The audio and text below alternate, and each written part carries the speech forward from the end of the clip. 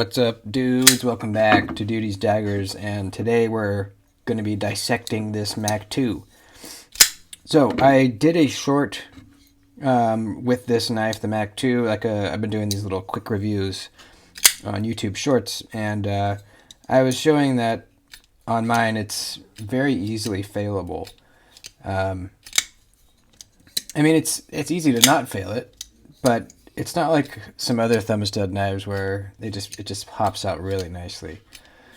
There was a couple comments saying mine isn't snappy, or mine isn't mushy like that. Mine's really snappy. So I was thinking, why don't I take this apart and kind of bend in the lock bar a little bit, see if I can get this snappier. I've successfully done that on quite a few knives now actually. It kind of depends on the knife. It depends on the lock face geometry. Sometimes when you bend that lock bar in and give it more strength pushing in this way, it kind of, the lockup becomes further over. It kind of progresses down the face of this. Like right now, it's at maybe 25%, which is the percentage of the distance that this inside edge of the lock bar is on the blade, where on that lock face of the tang of the blade where it's touching there. So you can see it's probably about 25% right now. Sometimes when you lock that, bend that lock bar in, it kind of gets more to 50% or sometimes even further, which is not always good. But if the lock face geometry is correct, I don't want to say correct, but if it is a certain way, you could add strength to that lock bar and the lockup percentage won't change. So let's try it. And the good thing about this knife is if you go too far and you have to actually bend it the other way to kind of, back it off again, you can do that without having to take out an over travel stop, because there is no over travel stop on this knife. I can bend this lock bar out as far as I want right here. There's nothing stopping me.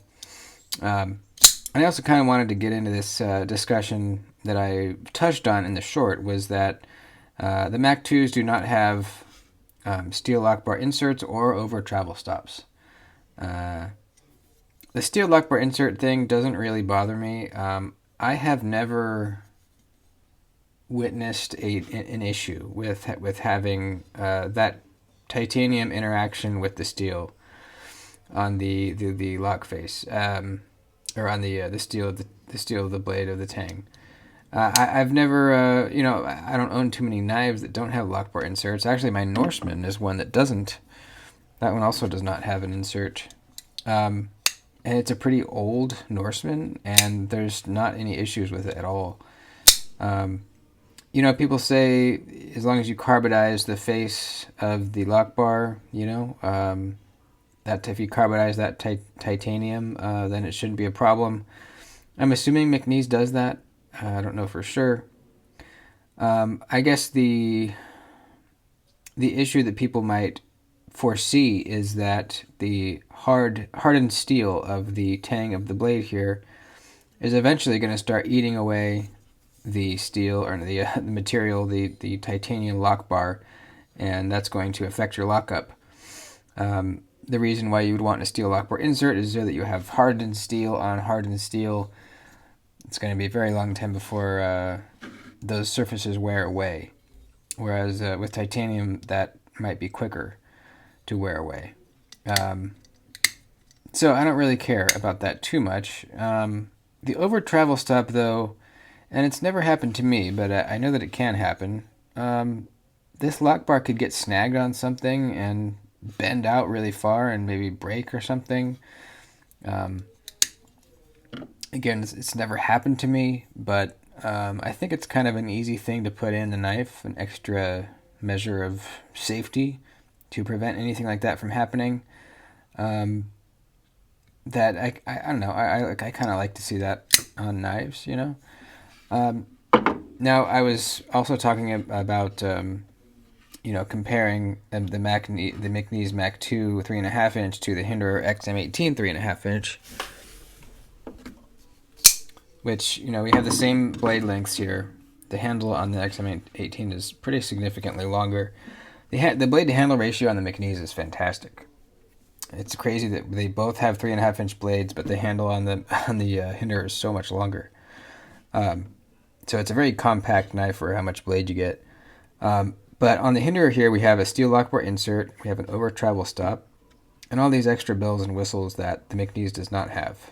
By bells and whistles, I mean like, I don't know, like 2 pockets milled in for the clips. You know, it's got the Hinderer letters here milled in.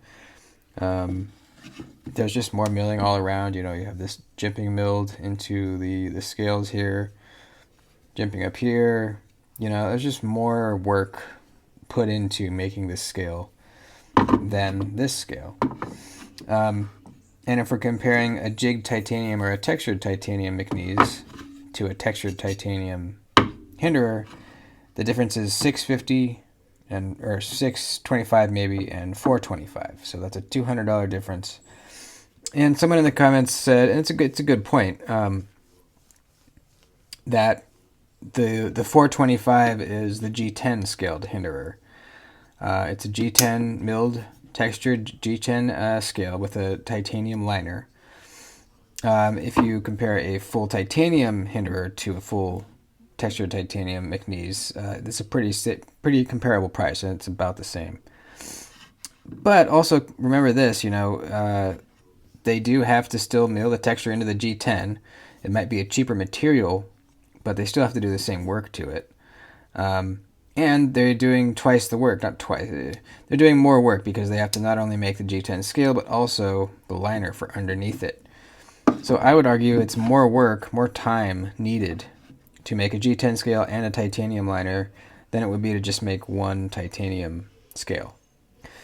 So you can go back and forth. I think overall, the Hinderer is probably the better bang for your buck money-wise. Now, another thing is, I think Mcnees does a better heat treat than Hinderer overall. So, you know, you could go back and forth. In the end, it might even out. You know, you get the better blade steel. I don't know. Just something to kind of, it's interesting to talk about. I don't really have like I'm not making a point that one's better than the other. It's just kind of a interesting thing to think about. So, anyways, let's take this apart and get to bending the lock bar. I don't know if I've ever taken this Mcnees apart. This is my second Mac 2. I had a jigged titanium Mac 2 for a little while, and ended up selling it. Or no, I didn't sell it. I traded it. I was offered a really cool trade, and I forget what exactly it was, for my Mac 2, and I couldn't pass it up. So I sold my jigged tie Mac 2 and ended up missing it a lot, so I bought this one. And this is the Gen 2 Mac 2, which means, well, in the Gen 1, they were threading holes in the titanium for the body screws. And on the Gen 2, they do not do that. Which, you know, some people prefer. So here you see we have no lock bar insert. And that titanium, where it interacts with the lock face in the blade, looks really kind of rough. And it's definitely a different texture than the rest of the titanium. I'm wondering if that's the result of the carbonization. There's a bunch of muck in there. I'll clean this out while I'm at it. So I don't know. I'm not sure what that texture is. I'm guessing it's from when they hardened that face. We got our detent ball. Got some milled pockets.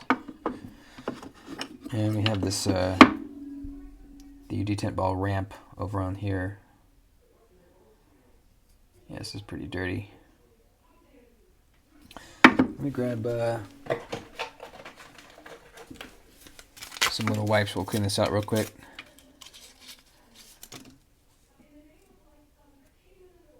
These little tiny wipes are too small to be very useful. I need to get something better. Maybe like just an alcohol spray. That might be better. Let me know what you guys think in the comments about having the steel lock bar insert and the over travel stop. Is it important to you?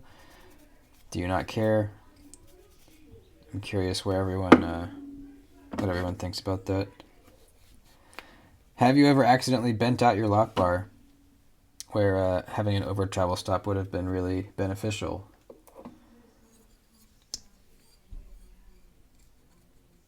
I've heard of it happening. I don't know anyone firsthand that it's happened to. I remember Rick Hinderer telling a story about how when he was designing, there was a fire tack or something, one of his first designs. He was carrying a prototype into a fire. He was a fireman, I believe. And he wrenched, the lock bar got caught on something and bent itself out, and that's why he came up with the lock bar stabilizer / over travel stop.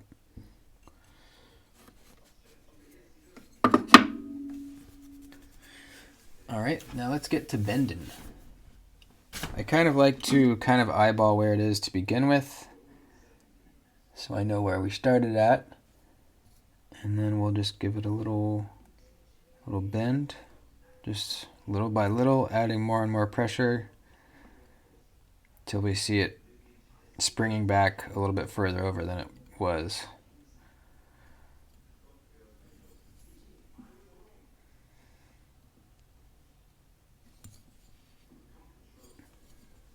It's not really wanting to, it's kind of springing back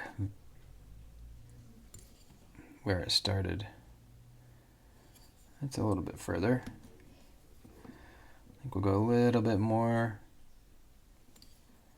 That's pretty far. That might be too far. But too far is okay, right? We can bend it back when the knife is together. Let's clean this out a little bit with a Q-tip. Okay. Let's put it back together. Let's grab some lube. A long time ago, I got this pack of KPL. It came with ultralight, heavy, and regular KPL. And I think it's pretty good. I've never really tried any other lube, so I don't know. I can't really compare it to other lubes. But I usually use the light in the pivot, and then the heavy on the detent ball. Let's roll these bearings around.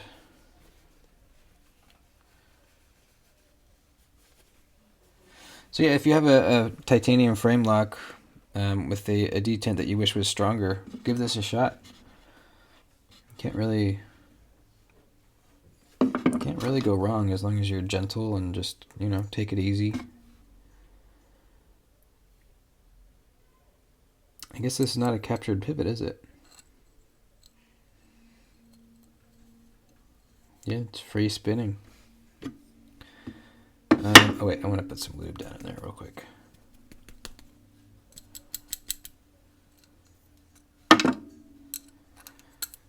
Put a couple drops down the track. I used to over lube my knives until I realized that it wasn't making the action better just to glob a bunch of lube in there.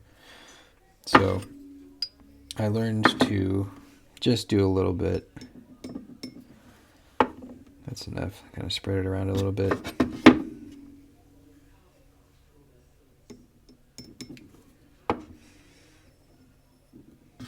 Some knives don't like any lube at all, which is interesting, kind of weird. But I have a couple knives that are like that.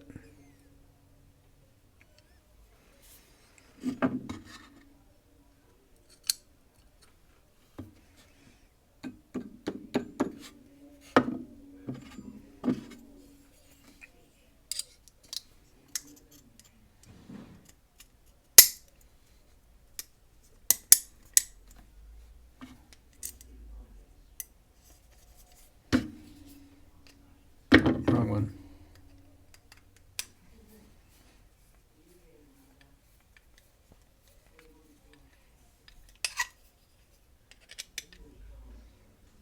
I can feel that other side spinning. It's kind of annoying when you get a free spinning pivot. Seems pretty easy just to put a flat side on one of the on one side to eliminate that, but I guess they just didn't want to. Not sure why.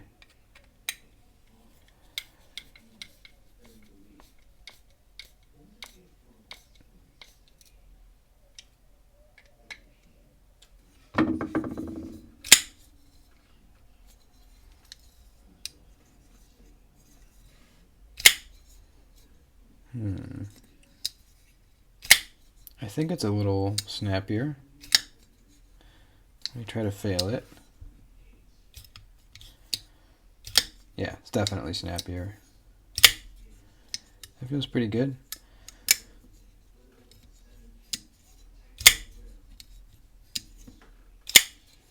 Yeah, I like that. Man, this ramp though, I really am not a fan of detent ramps. Seems like I'm always fumbling around with them. Yeah, definitely snappier. I think I'm gonna leave it just like that. Mess around with it for a little bit. I might end up backing it off a little bit because it is, I wouldn't say it's hurting my thumb, but it definitely it's more pressure going into my thumb when I go to flick it, which over time could prove a little bit annoying. But I don't think I have, yeah, I have no blade play, so I must have tightened that just the right amount. I think it got smoother on the drop too, definitely. Cleaning it out was definitely a good idea. Cool, I think it's damn near perfect. There you go, detent fixed. Don't be afraid to mess with your lock bars. You can turn a mushy detent into a nice snappy detent. And I don't think, we still look at about 25% lockup. I don't think that changed at all. It's definitely, I can feel it a little bit harder to push this lock bar over, to disengage it. Definitely a little bit harder to push it over. Awesome. Love it. There you go. That's it. I have a very, very cool knife coming. Hopefully it should be here in time for Friday's video. So yeah, stay tuned for that. Really an epic knife coming in. Cannot wait. Thanks for watching. Love you guys. Like the video before you head out, please. See ya.